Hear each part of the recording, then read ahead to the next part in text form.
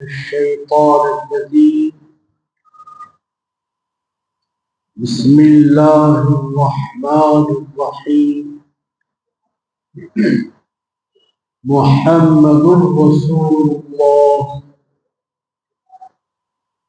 والذين معه أشداء على الكفار رحماء بينهم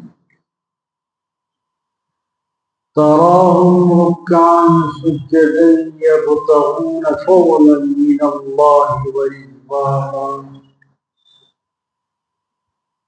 إلى آخر الآية الكريمة المباركة. قال جل جلاله وعم نواله في شأن حبيبه المصطفى ورسوله المجتبى صلوات الله وسلامه عليه. إن الله وملائكته يصلون على النبي يا أيها الذين آمنوا صلوا عليه وسلموا تسليما. اللهم صل على سيدنا وشفيعنا وحبيبنا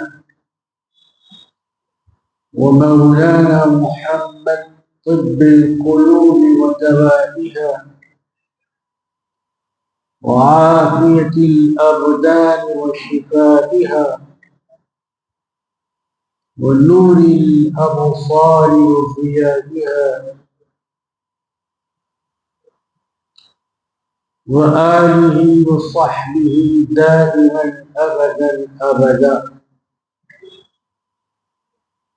سبحان ربك رب العزة عما يصفون وسلام على المرسلين والحمد لله ربنا ورب العالمين.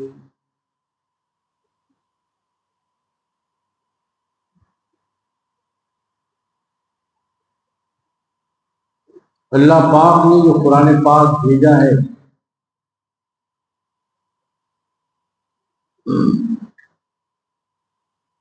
صرف مسلمانوں کے لیے نہیں بلکہ سارے انسانوں کے لیے.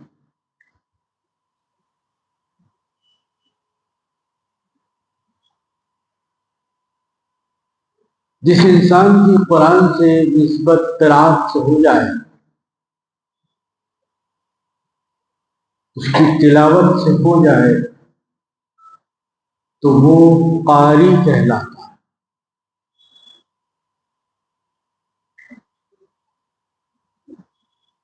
وہ قرآن کی آیتوں کی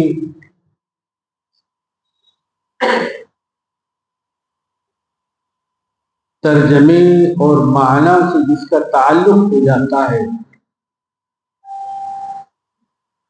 اس کو مترجم قرآن کہتے ہیں.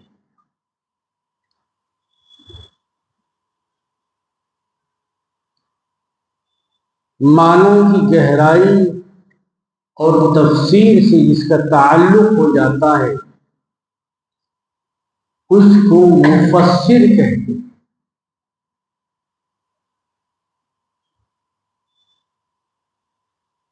اور جو قرآن پر ایمان لاتا ہے اس کو مومن کہتے ہیں.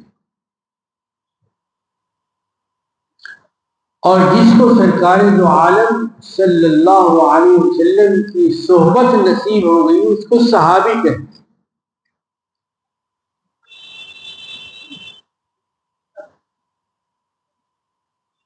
قرآن مجید کے دیکھنے سے کوئی صحابی نہیں بنتا بلکہ صاحب قرآن کو ایمان کی حالت میں دیکھنے سے کوئی صحابی بنتا ہے.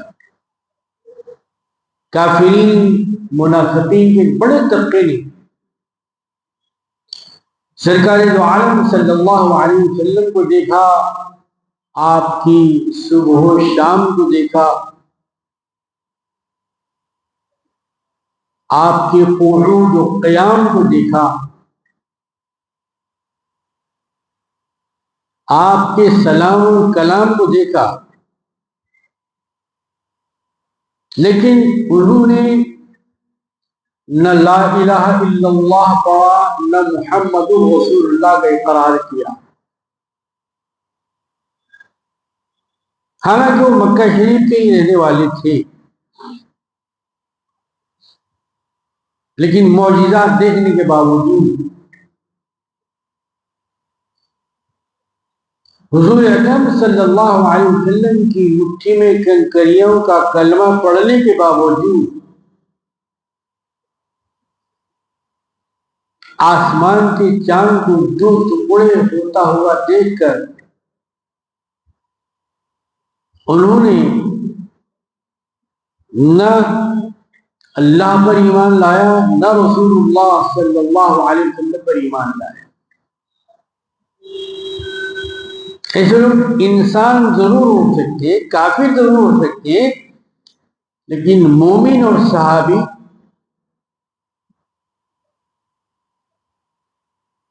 کعبۃ اللہ کا طواف کرنے والا حاجی تو ہو سکتا ہے، لاکھوں کروڑوں سال کعبۃ اللہ کے اطراف چکر لگاتے، کیونکہ اللہ کا حکم ہے، اپنے سے نہیں لگاتے۔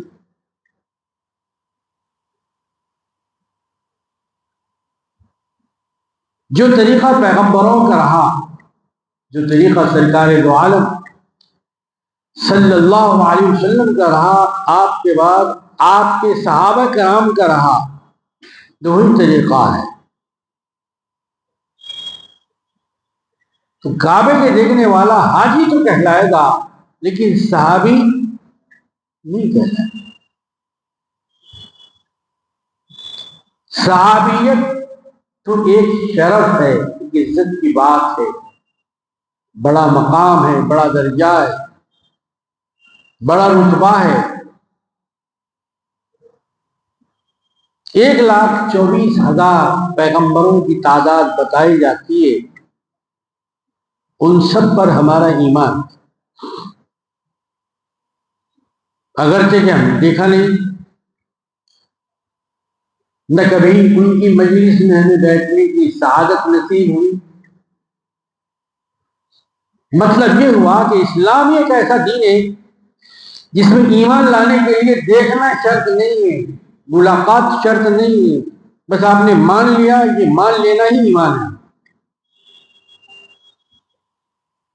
حاضر کو تو سب مانتے، موجود کا تو سب کو یقین ہے، لیکن جو نہیں ہے اس کو تسلیم کرنا یہ کمال ایمان۔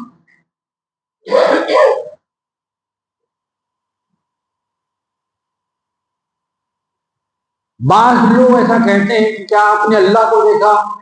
آگے صاحب نہیں دیکھا، پھر کیسے گواہی دے رہے ہیں اشہد ان لا الہ الا اللہ و اشہد ان محمد رسول اللہ، کہ میں گواہی دیتا ہوں۔ گواہی تو اس کی قابل قبول ہے جس نے دیکھا، اپنی آنکھوں سے دیکھا، خواب میں بھی نہیں دیکھا، اپنی کھلی آنکھوں سے دیکھا۔ پیشانی کے نیچے جو آنکھیں ہوتی ہیں اس سے دیکھا، تو ہم نے تو نہیں دیکھا، پھر یہ گواہی کیسے دیتے ہیں؟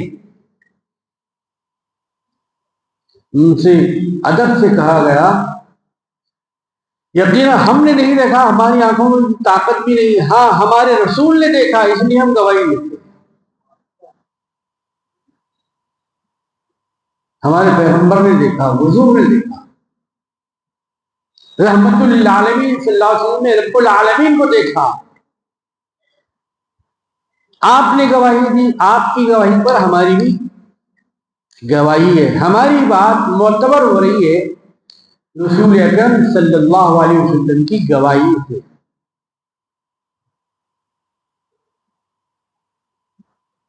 بعض لوگ ایسا کہتے ہیں، اپنا رعب، اپنا داغ جھاڑنے کے لیے۔ ایک معاملہ ہوا، اس موقع پہ سرکار دو عالم صلی اللہ علیہ وسلم تھے اور ایک صحابہ تھے، تیسرا آدمی کوئی اور نہیں تھا۔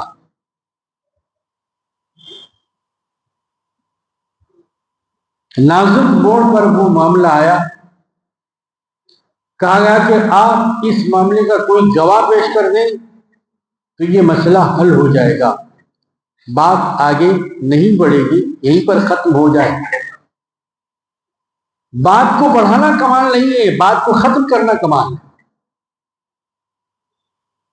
سرکار دو عالم صلی اللہ علیہ وسلم کی ذات مسائل پیدا کرنے کے لیے بلکہ مسائل ختم کرنے کے لیے تشریف لائے تھی، اس لیے سرکار کی امت کے عالم کا یہ فریضہ ہے لوگوں کو مسئلہ بتائے نہ کہ مسئلہ بنائے۔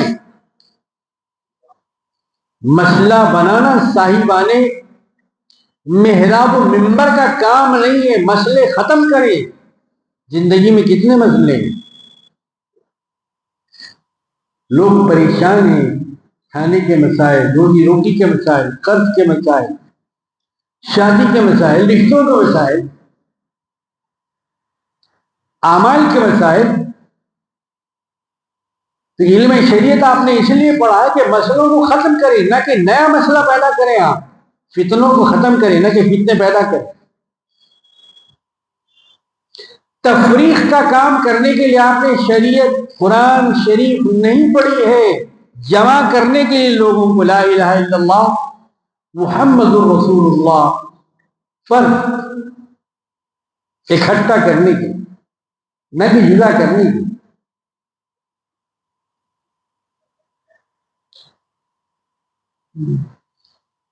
تو حضور پاک علیہ الصلوۃ والسلام کی ذات گرامی وہ عظیم ایمان کی حالت میں آپ کو دیکھنے والا وہ شرف حاصل کرتا ہے۔ اگر ایک آدمی اپنی زندگی میں 1000 حج کرے، 1000 مہینے روزہ رکھے، 1000 مہینے عبادت کرے، لیلۃ القدر کو پائے، روزانہ 1000 آدمیوں کو کھانا کھلائے، لیکن تب بھی وہ ایک صحابی کے مقام کے آغاز پر بھی نہیں پہنچ سکتا، کیونکہ ان کو دیدار رسول اللہ صلی اللہ علیہ وسلم ان کی معراج تھی، ان کی معراج کہ وہ لوح و قلم تک پہنچے، اپنی معراج کہ ہم ان کے قدم تک پہنچے۔ امتی کا کام ہے کہ سرکار دو عالم صلی اللہ علیہ وسلم کے جو نقش قدم ہیں، جو آپ کی سیرت مبارکہ ہے، جو آپ کے افعال ہیں، جو آپ کے اقوال ہیں، اس کو اپنی زندگی میں جاری اور ساری کرے۔ آپ نے جو غیب کی باتیں بتائی ہیں اس پر ایمان لائے، قبول کرے، تسلیم کرے، نہ کہ غیب پر بحث کرے غیب ماننے کے لیے۔ جس کتاب کو آپ نے دیا اس کا نام قرآن مجید ہے، بزرگ کتاب۔ ہر کتاب کتاب ہے، لیکن قرآن مجید کس لیے کہتے ہیں؟ دوسری پڑھتے انک حمید مجید، مجید مانا بزرگ، عزت والی کتاب، احترام والی کتاب۔ خبردار ناپاکی کی حالت میں اس کتاب کو چھونے کا خیال بھی نہ کرنا، پاک ہو کر، صاف ہو کر، مزکا ہو کر، مطہر ہو کر اس کتاب کو ہاتھ لگانا۔ لا یمسہ الا المطہرون، خبردار اس کتاب کو ہاتھ لگائیں گے پاک لوگ ہی، باوضو ہیں، باغسل ہیں، باطہارت ہیں۔ ناپاک لوگ اس کو ہاتھ، پاک لوگ ہی اس کے معنی کو سمجھ سکتے ہیں، ناپاک نہیں سمجھ سکتے۔ قرآن کو اللہ تعالی نے لا ریب بنا، ایسی کتاب جس میں اندر کوئی شک نہیں ہے، کتاب میں بھی ریب نہیں ہے، اس صاحب کتابیں بھی کوئی شک نہیں ہے۔ اگر کوئی قرآن میں عیب نکال رہا ہے تو گویا اللہ کے کہے میں عیب نکال رہا ہے۔ اگر کوئی سرکار دو عالم صلی اللہ علیہ وسلم کی ذات میں عیب نکال رہا ہے، نعوذ باللہ اللہ کی ذات میں عیب نکال رہا ہے۔ خلقت مبرئا من كل عیب کأنک قد خلقت کما تشاء۔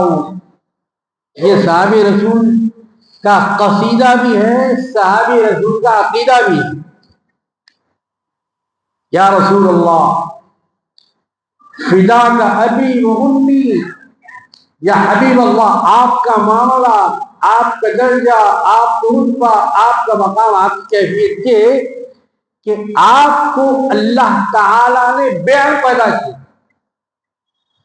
خلقتا، خلق یخلق پیدا کرنا، خالق پیدا کرنے والا، مخلوق جو پیدا ہوا ہے. خلقت مبرأ من کل عیب، گویا کہ آپ کو اللہ تعالیٰ نے ایسا پیدا فرمایا کہ جیسا کہ آپ کی مرضی تھی. اللہ جو چاہے وہ سرکار چاہے، سرکار جو چاہے وہ اللہ چاہے. اللہ پاک نے قرآن شریف میں فرمایا وَلَسَوْفَ يُعْطِيكَ رَبُّكَ فَتَرْضَىٰ، اے حبیب معظم، رسول مکرم، شفیع اعظم صلی اللہ علیہ وسلم، آپ کو اتنا اللہ عطا فرمائے گا، اتنا نوازے گا، اتنا دے گا، فَتَرْضَىٰ کہ آپ راضی ہو جائیں. خدا کی رضا چاہتے ہیں تو عالم، خدا چاہتا ہے رضائے محمد صلی اللہ علیہ وسلم.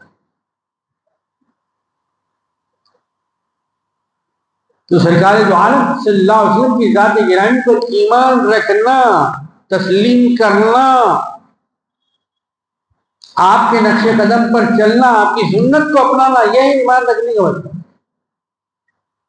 تو خوش نصیب وہ لوگ کسی کو مجلس غوث اعظم ملی، کسی کو مجلس خواجہ غریب نواز، کسی کو مجلس نظام الدین اولیاء ملی. وہ خوش نصیب ہے جن کو مجلس محمدی. مجلس محمدی کس کی ہے؟ وہ سرکار دو عالم صلی اللہ علیہ وسلم. اس مجلس میں بیٹھنے والا ہر شخص بانصیب، با ادب. کیسا ادب کرتے تھے؟ احادیث کی کتابیں اس نظر سے پڑھیے، اس فکر سے پڑھیے. صحابہ اتنے بلند مقامات پر فائز ہوتے ہوئے جب سرکار دو عالم صلی اللہ علیہ وسلم وضو فرماتے، وضو یہ اللہ کی بارگاہ میں حاضر آنے کا ایک طریقہ ہے جو اسلام نے بتایا. ایسی نیند میں سے اٹھ کے مسجد مت آ جاؤ، نماز کے لیے مت کھڑے ہو جاؤ. ایک طریقہ ہے طہارت حاصل کرو. الوضوء مفتاح الصلاۃ، یہ وضو جو ہے یہ نماز کی کنجی ہے. کنجی کے بغیر تالا نہیں کھلتا.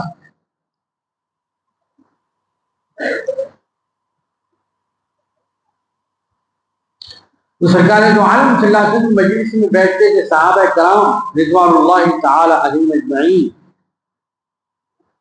اور وہاں سے فیض نبوت حاصل کرتے. احکام سرکار دو عالم صلی اللہ علیہ وسلم نے فرمایا کہ بھائی ابھی ابھی مجھ پر وحی آئی، یعنی اللہ تعالی کا پیغام. کون لے کر آئے تھے؟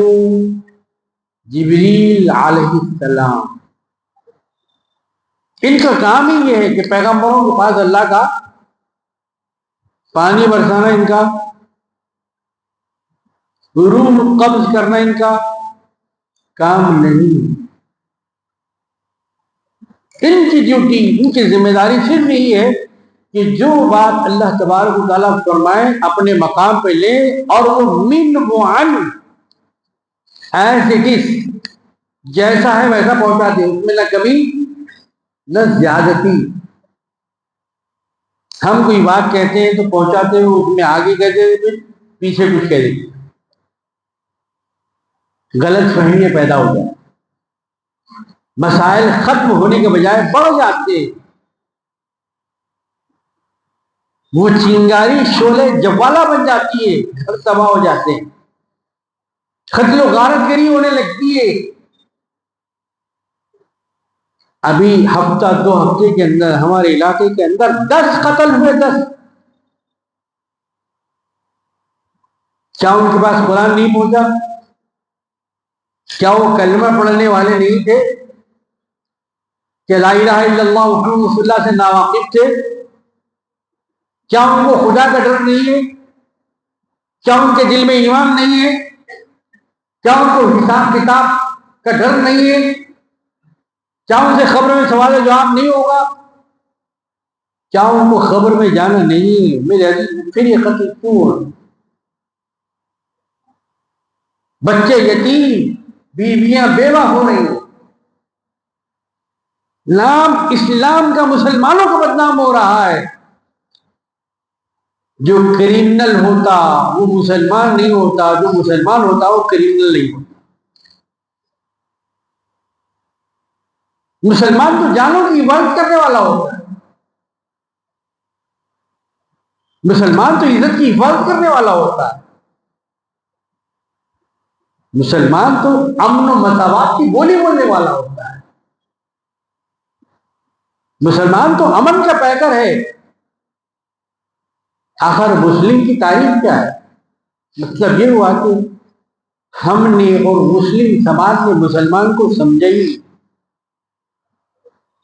رحمت عالم صلی اللہ علیہ وسلم کے حدیث کو بخاری شریف میں، مسلم شریف میں، ابو داؤد میں، ابن ماجہ میں، طبرانی میں، کنز العمال میں اٹھائیے اور پڑھیے کیا فرمایا سرکار دو عالم صلی اللہ علیہ وسلم نے۔ یہ سبق پھر پڑھنے کا ہے، سبق پھر پڑھ۔ صداقت کا، عدالت کا، شجاعت کا لیا جائے گا کام تجھ سے دنیا کی امامت کا۔ آپ کو غلام بن کے رہنا نہیں، آپ تو امام بنا کے بھیجائے گئے بھائی۔ کیا فرمایا سرکار دو عالم صلی اللہ علیہ وسلم نے؟ المسلم، کون ہے مسلمان؟ کس کو کہتے ہیں مسلمان؟ کیا تعریف ہے مسلمان کی؟ المسلم من سلم المسلمون من لسانہ و یدہ۔ مسلمان تو وہی ہے جس کے ہاتھ سے، جس کی زبان سے دوسرے مسلمان کی عزت محفوظ رہے۔ اللہ، مسلمان ایک دوسرے اپنے بھائی کی عزت کا، مال کا، جان کا محافظ ہوتا ہے، لٹیرا نہیں ہوتا، زندگی کی حفاظت کرنے والا ہوتا ہے، ختم کرنے والا نہیں ہوتا۔ یہ تعریف تو سرکار دو عالم نے بتائی۔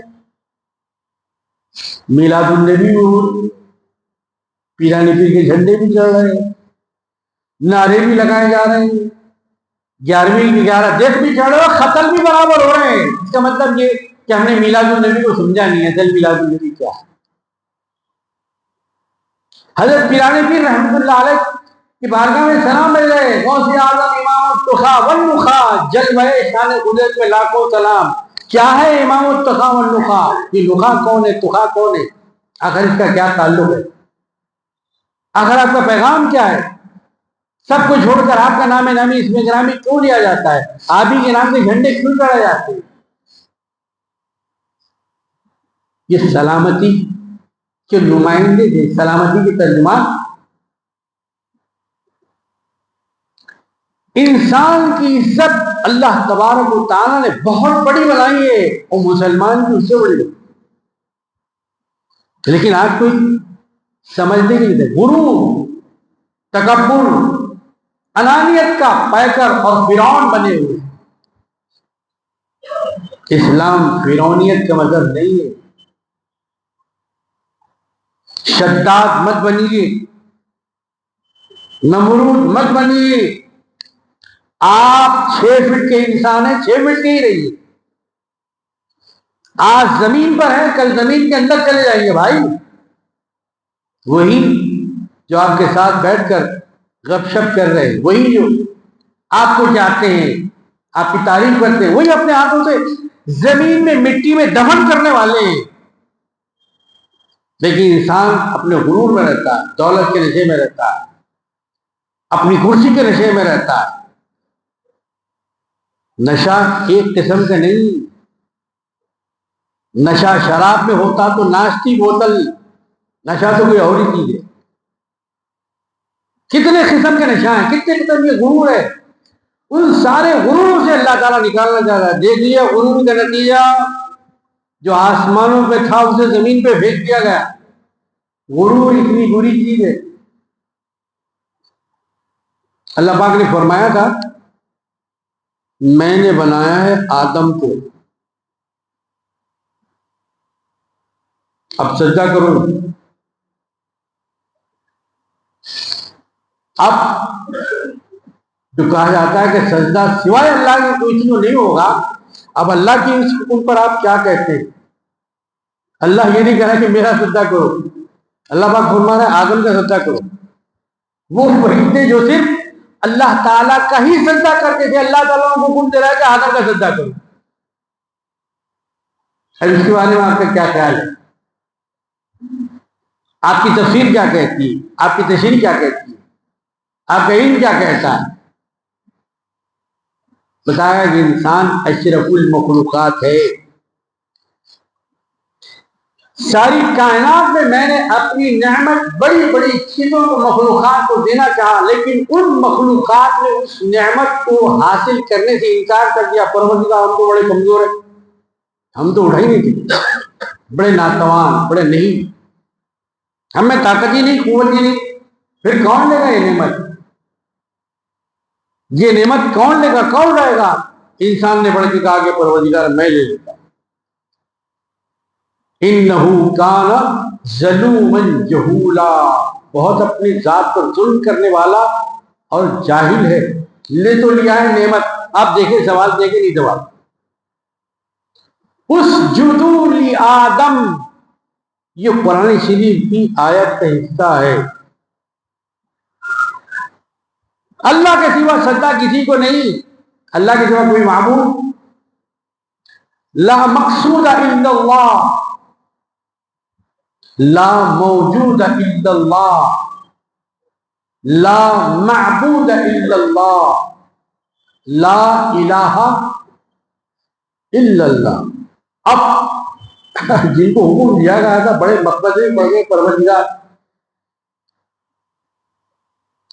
اب تک تو ہم سجدہ اللہ تعالیٰ کی اندیکھی ذات صفات کو کرتے رہے، اب آدم علیہ السلام تو دکھائی دے رہے۔ فرشتوں کو اللہ تعالیٰ نے کس سے پیدا کیا؟ نور۔ اب نور کیا چیز ہے؟ جیسے مٹی ایک چیز ہے نا، مٹی تو آپ نے دیکھی ہے، نور کیسے لیجیے؟ اب یہ لائٹ ہے، اس سے جو روشنی نکل رہی ہے سمجھ لیجیے نور کی کیفیت ہے۔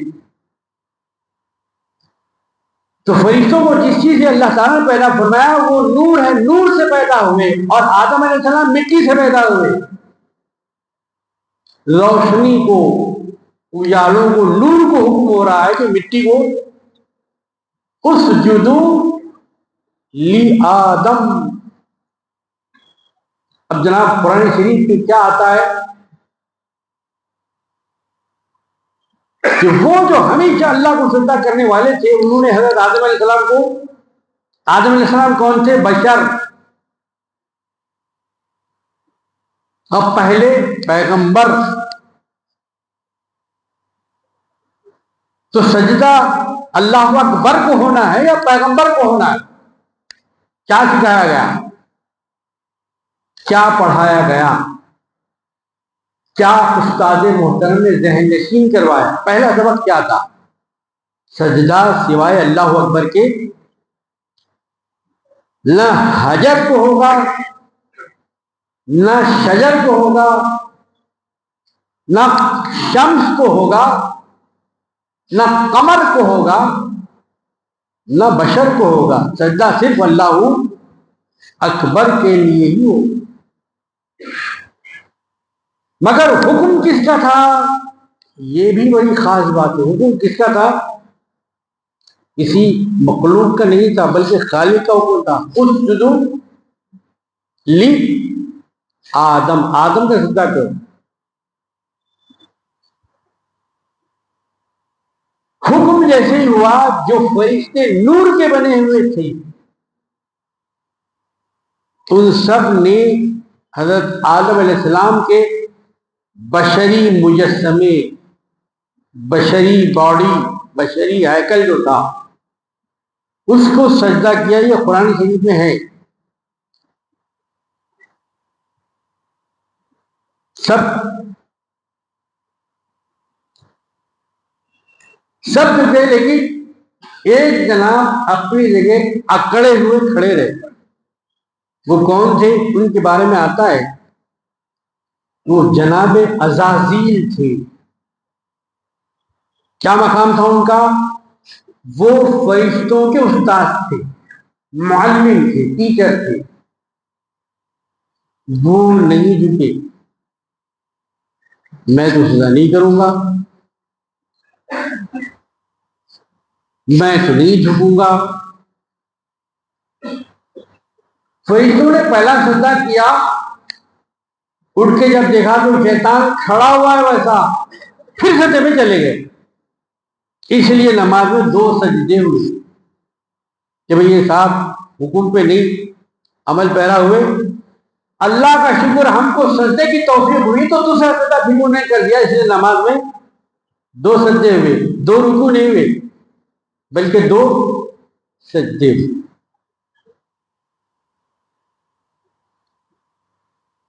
تو اللہ پاک نے جو سجدے کا حکم دیا تو یہ سجدہ حضرت آدم علیہ السلام کو تھا.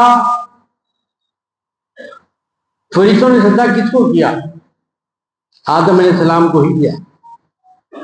اب اس کی کیا تفسیر ہو سکتی ہے، کیا توجیہ ہو سکتی ہے، کیا مطلب ہو سکتا ہے؟ اس کے بہت سے مطالب، بہت سے معنی، بہت سے راز، بہت سے رموز بزرگوں نے بتائے کتابوں میں. وقت نہیں ہے ان سب کو یہاں گنایا جائے، ضروری بھی نہیں. لیکن ایک بات جو سمجھ میں آتی ہے وہ یہ ہے کہ سجدہ تو ضرور حضرت آدم علیہ السلام کو تھا. اب آپ نماز جمعہ میں ٹھہریں گے، نیت کریں گے، کیا آپ کعبۃ اللہ سے بہت دور 4-5 ہزار کلومیٹر، مگر جدھر کعبہ ہے متوجہاً الی جہۃ الکعبۃ المشرفہ، میں متوجہ ہوں، میرا چہرہ ادھر ہے جدھر اللہ کا گھر ہے، جہاں رات اور دن رحمتوں کا نزول، رحمتوں کی بارش ہوتی رہتی ہے. تو کیا آپ کعبۃ اللہ کو سجدہ کر رہے ہیں؟ تو نمازی نے کہا کہ ہم کعبۃ اللہ کو سجدہ نہیں کر رہے ہیں. کعبہ ایک سمت ہے، جہت ہے، طرف ہے. سجدہ کعبے کے دیواروں کو نہیں بلکہ رب کعبہ کو ہے. یہ تو ایک سمت ہے. ویسے ہی وہاں پر سجدہ حضرت آدم علیہ السلام کو نہیں تھا، سجدہ تو اللہ کا تھا، سمت حضرت آدم علیہ السلام کو بنایا، جہت، طرف آدم علیہ السلام کو بنایا گیا. تو یہ نازک باتیں کہاں معلوم ہوں گی؟ جب اہل علم کی خدمت میں آ پائے. تو سرکار دو عالم صلی اللہ علیہ وسلم کی محفل مبارک میں بیٹھنے والوں کو جو مقام اللہ تبارک و تعالیٰ نے عطا فرمایا وہ یقین دنیا کسی اور انسانوں کا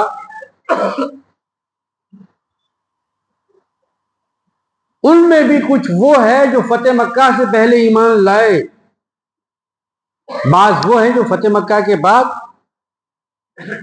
انہوں نے بھی سرکار دو عالم صلی اللہ علیہ وسلم کا دیدار کیا، بعض والوں نے بھی سرکار دو عالم صلی اللہ علیہ وسلم کا دیدار کیا. وہ بھی صحابی کہلائے، یہ بھی، لیکن وہ پہلے والے لوگ سبقت کر گئے، آگے بڑھ گئے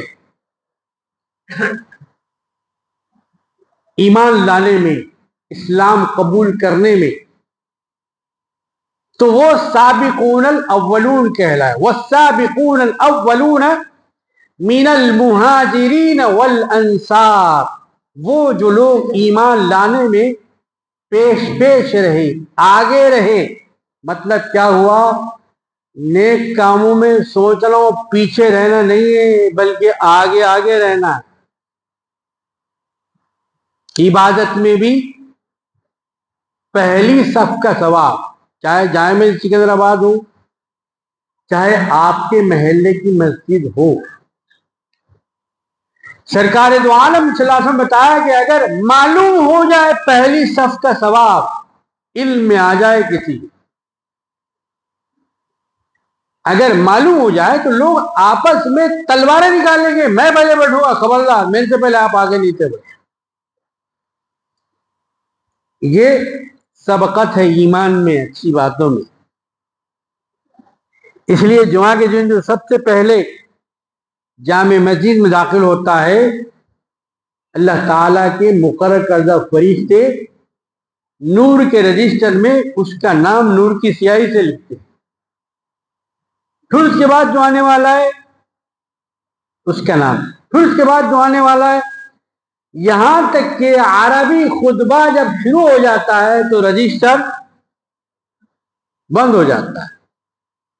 سیاہی، دوات، قلم ان کا جیسا بھی ہے، کیسا ہے، اس پر ہم کو کھوج نہیں کرنا ہے. یہ ریسرچ اور تحقیق کی بات نہیں ہے، صرف نالج میں رہنا ہے.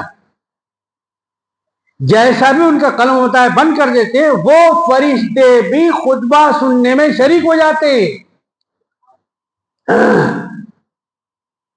وہ فرشتے تو آ کے خطبہ سننے مصروف ہو جاتے ہیں، ہم فون میں رہتے ہیں. فرشتوں کے پاس خطبے کی اہمیت ہے، چاہے پہلا خطبہ ہو یا دوسرا خطبہ ہو. نہ تلاوت کرنا ہے، نہ پارے میں دیکھ کے کرنا ہے، نہ فون میں کرنا ہے. اب ایک صاحب سورہ یاسین لگا لے کے بیٹھے ہوئے تو خطبہ چل رہا.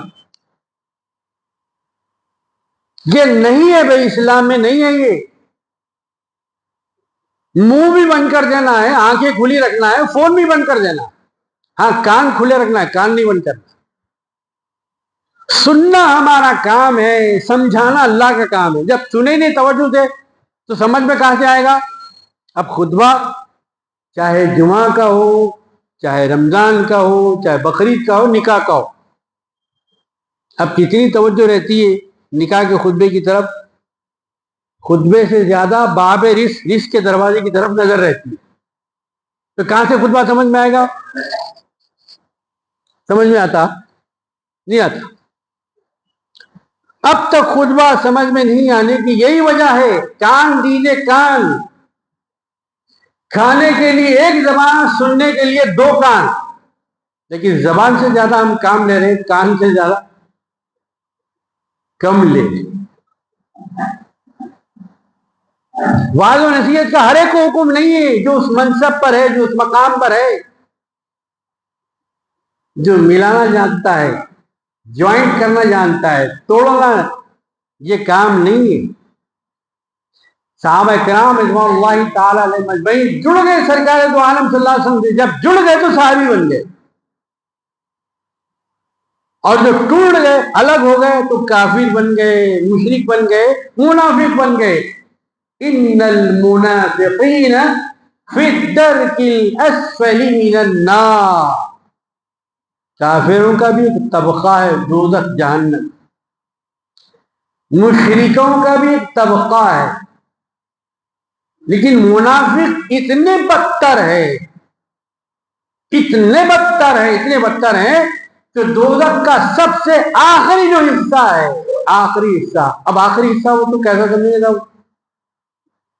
تو شاید اس آخری حصے کو سمجھانے کے لیے ایک مثال حدیث پاک کی کتابوں میں ملتی ہے. دوزخ کے اوپر سے ایک پتھر اگر چھوڑ دیا جائے، اس کی تل میں جانے کے لیے 70 سال کا عرصہ لگے گا دنیا میں. اب کتنی گہری ہوگی وہ، یہ سمجھانے کے لیے کہا، اور بھی گہری ہوگی. تو وہ آخری جو طبقہ ہوگا، اسفلی من النار، انتہائی نیچا، انتہائی جو آخری ہے، وہاں پر ان کا مقام ہوگا. تو صحابہ کرام رضوان اللہ تعالی علیہ جیسے پیغمبروں بھی اللہ تعالی نے مقامات اور درجے بنائے ہیں، ویسے ہی اصحاب رسول نے بھی درجے. صحابی ہونے میں تو سب برابر ہیں، رسول ہونے میں سب برابر ہیں، لیکن اللہ تعالیٰ نے ان میں بعض کو خلفائے راشدین بنایا، جن کے نام آپ خطبے میں ترتیب کے ساتھ سنتے ہیں،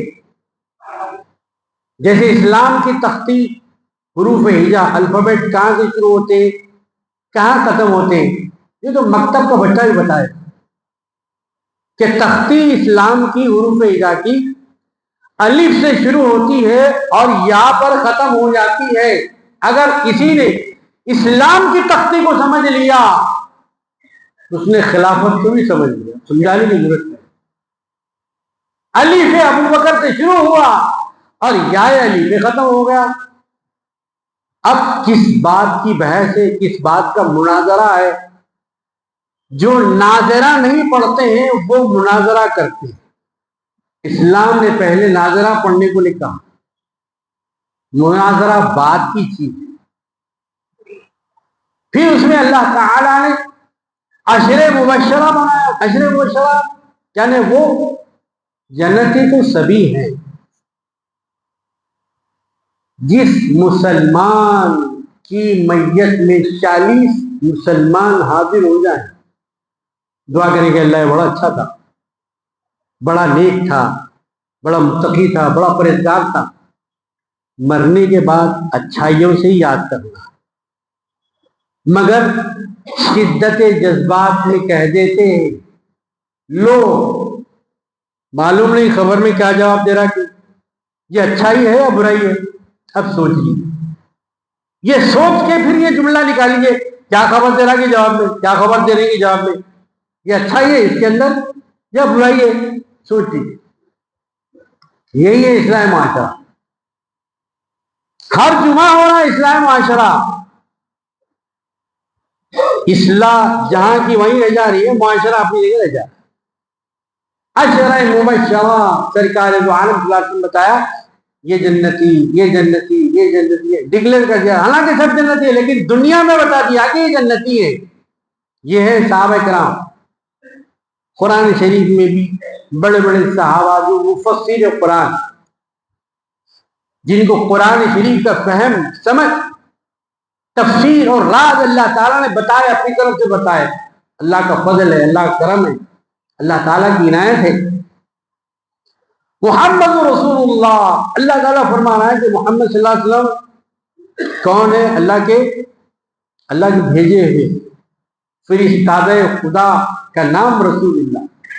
والذین معہ، اور آپ کے ساتھ جو لوگ ہیں ایماندار ہیں، آپ کی مجلس میں بیٹھے رہتے ہیں، مجلس محمدی ان کو نصیب ہوئے۔ والذین معہ، آپ کے ساتھ جو لوگ ہیں اشداء الکفار، مومنین پر نرم ہیں، غیر مومنین پر سخت ہیں۔ تم ان کو دیکھو ہمیشہ رکوع کرتے ہوئے، سجدہ کرتے ہوئے، یہ مومنوں کی صفت۔ جس قوم کے اندر رکوع اور سجدہ اور عبادت زیادہ ہونی تھی، اس قوم کے اندر قتل زیادہ ہو رہے ہیں۔ کیوں؟ دنیا کی محبت نے غلبہ پا لیا۔ انہوں نے غوث اعظم رضی اللہ تو فرماتے، دنیا کا ہاتھ میں رکھنا بھی جائز، دنیا کا پاکٹ میں رکھنا بھی جائز ہے، دنیا کا جیب میں رکھنا بھی جائز ہے، لیکن دنیا کا دل میں رکھنا جائز نہیں ہے۔ جب دل میں آ جاتے تو یہی ہوتے، قتل، غارت گری۔ نام کتنا بدنام ہو رہا ہے، مسلمان ایک دوسرے کو مار رہے ہیں۔ حالانکہ آپ کی جائیدادیں، آپ کی درگاہیں، آپ کے چلے، آپ کے قبرستان کہاں جا رہے ہیں، کس منزل پہ جا رہے ہیں، اور کیا کیا نئے نئے قانون دیکھو، اس کی تو ہمیں کوئی خبر ہی نہیں۔ وقت پورٹل کا وقت بھی ختم ہو گیا۔ جتنی جائیدادیں، جتنی اوقاف کی زمین ہے، جس کی بھی ہے عاشور خانے کی، وہ پورا آپ کو درج کرانا ہے۔ اب اگر نہیں درج کرائیں گے آپ کی زمین گئی۔ بنسی لال پیٹ کا قبرستان، ایسے کئی قبرستان ہیں شہرین میں، ہندوستان میں دیواریں گر گئی ہیں۔ جب جنازہ لے کے جائے تبھی ہماری توجہ قبرستان کی طرف ہوتی، اس سے بڑھ کے چیز ہوتی نہیں۔ تو وقت آ گیا ہے مکان کی بھی حفاظت کیجیے، قبرستان کی بھی حفاظت کیجیے۔ مکان میں 60 سال، 80 سال، 100 سال رہنا ہے، وہ قبرستان میں قیامت تک رہنا ہے۔ 50 سال کی تو فکر ہے، 1000 سال کی فکر ہی نہیں، قیامت تک کی فکر ہے۔ تو بنسی لال پیٹ تو بڑا قبرستان ستر شاہ رحمۃ اللہ علیہ کی درگاہ شریف ہے، اس کی دیواریں بوسیدہ ہوگی، ہمارے باپ دادا نہیں گرا، اب ہمارا کام یہ اس دیوار کی مرمت کرے۔ 8 لاکھ روپے کا خرچہ ہے، وہاں کے ذمہ دار یہاں پر آپ کی خدمت میں آئے ہوئے ہیں، چاہتے ہیں، اور جہاں جہاں بھی صرف بنسیلان پیٹ نہیں، سکندرآباد نہیں ہے، حیدرآباد میں، اور جہاں جہاں آپ کے تعلقات ہیں، آپ رہتے ہیں، جاتے ہیں، آپ کے رشتے دار ہیں، ایسی حفاظتی باؤنڈری کی ضرورت ہے تو وہاں باؤنڈری اٹھائیے کہ یہ باؤنڈری کی آج آپ حفاظت کر رہے ہیں، یہ باؤنڈری کل آپ کی حفاظت کرے۔ آج ہم اللہ تعالیٰ کے دین کی خدمت کریں تو کل اللہ تعالیٰ کا دین ہماری مدد کرے گا۔ قرآن شریف ہم پڑھیں گے تو قرآن شریف قیامت میں ہماری مدد کرے گا، روزہ رکھیں گے تو روزہ ہماری مدد کرے گا۔ بھی آ رہا ہے کہ رمضان میں ہی زکوٰۃ کی طرف متوجہ۔ دیکھیے سخاوت خیرات کی کوئی حد مقرر نہیں ہے، کتنے پرسنٹ ہوا تو خیرات کرنا، ایسا ہے کہ کہیں زکوٰۃ کے لیے پرسنٹیج، خیرات کے لیے کوئی پرسنٹیج مقرر، خیرات کے لیے رمضان ہونا بھی ضروری ہے نہ، زکوٰۃ کے لیے اگر شعبان میں، رجب میں، جمادی الاخری میں آپ کا سال بن رہا، آپ کو دے دینا ہے، رمضان کا انتظار نہیں کرنا ہے۔ یہ غلط فہمی، یہ غلط خیال کہاں سے ہمارے اندر آ گیا کہ بھائی رمضان میں زکوٰۃ دینا، ایسا مسئلہ کہیں بھی نہیں ہے۔ جب بھی آپ کے مالی سال کا اختتام ہو گیا، پہلے دے دینا اچھا ہے، ڈیلے کرنا صحیح نہیں ہے۔ 1 مہینہ پہلے آپ دے سکتے ہیں، لیکن 1 مہینہ بعد دینا نہیں ہے، وقت پہ ادا کر دینا ہے۔